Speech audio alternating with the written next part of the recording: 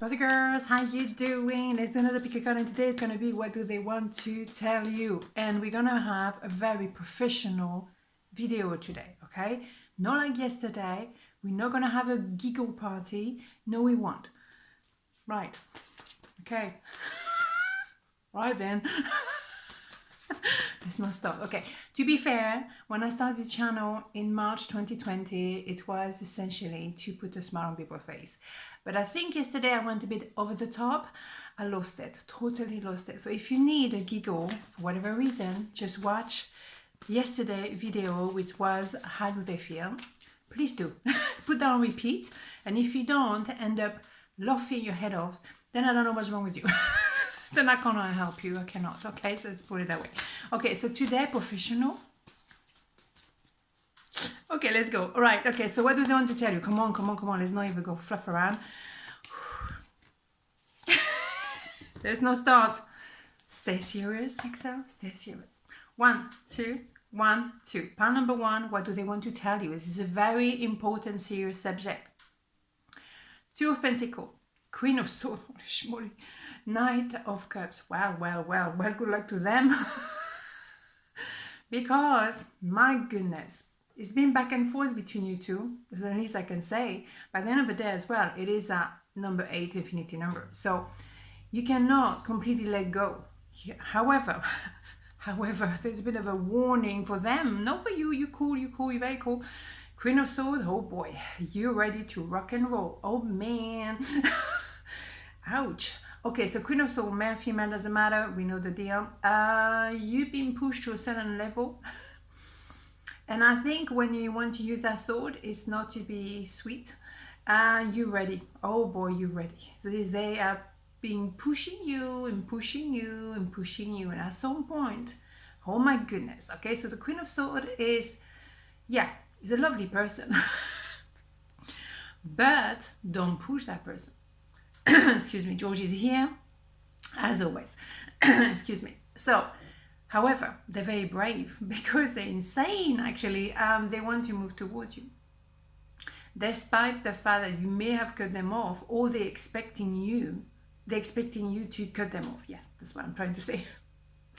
Anyhow, they want to open their heart, they want to be vulnerable. It's true that if they come towards you with an attitude, oh man, good luck to that, right? So, they better do the cool. No, we're not starting it.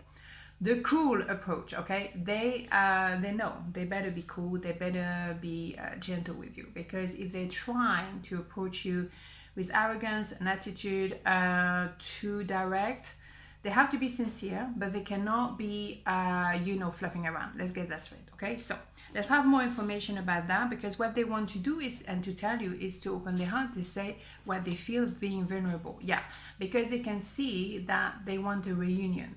They want to spend quality time with you, when they can have just fun in the sense of exchange, having a drink, having some quality of time, with you. They don't want particularly a piece of you, which is kind of refreshing.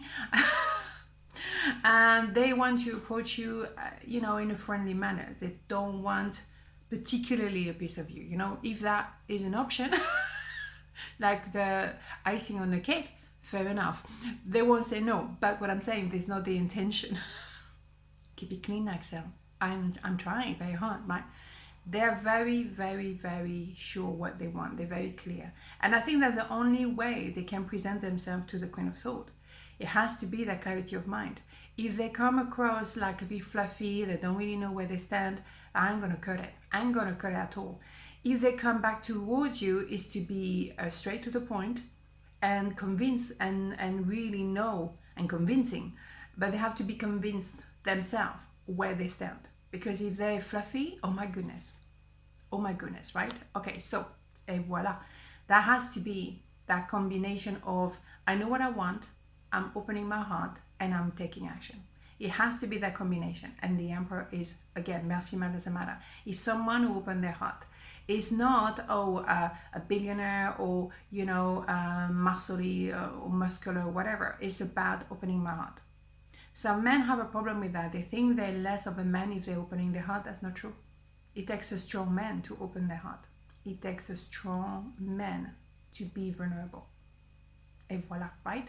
So here we go. What they want to tell you, they want to open their heart, as simple as that, and to be sincere about it, right? So let's have a major arcana anyway, just to confirm that or not. I think it's quite clear here. Okay, the high priestess. I'll double check now because since yesterday, I'll be careful. So the high priestess, you kind of knew, as I say always, you kind of knew the end of the story. They had to watch the whole movie, but that's okay. We're not here to compare each other. But you've been on this planet many times, so you understood straight away with your intuition that there was something massive here. But you kind of knew as well it was going to be an interesting journey, but you knew more or less the end product. That's why you kind of in some ways stick with it, even though you had to at some point to cut them off, because you gave many chances before you say, you know what, no, I'm not having it. I'm not having it to cross the line here, period. Okay, but you knew they had to either level up and do what needed to be done, or there was the end, period. But you were not going to mess around. For me, you kind of knew we're going to end nicely, even though, yes, sometimes it's tough love. That's why you do. Sometimes you have to push someone into action, because otherwise you're going to spend Christmas over this, right? So pile number 2, what is it? What does they want to tell you? Stay cool, Axelle. Okay, so 10 of Swords, 5 of Pentacles. Ooh, 3 of Pentacles. Well, it's about me, isn't it here? Yeah? Well, they're suffering. Yeah. Ooh, boo, right? Yeah, maybe there's a reason why to get to the 10 of, sword. Maybe when they were one sword, that was not clear enough. So you needed 10 to get the memo, right? Or they feel left in the cold. Oh, boo, again, right? And they feel frustrated. Again, boo. Seriously? What else? That's what they want to tell you. It's about me again, isn't it? Right, High Priestess. Today is the day, isn't it? You kind of know, as I say, again, the end of a story. So you kind of like, yeah, while you feel bad, you're not feeling that is great, you feel left in a cold, but so what? That's maybe a necessary state for you to take some action. It's necessary, right? Because you know the end of the story, and you know that maybe you have to tough it up about them because they don't obviously get it. So they feel uncomfortable because they're supposed to feel uncomfortable, but you already know where you're going with that, okay? You already know the end product, okay?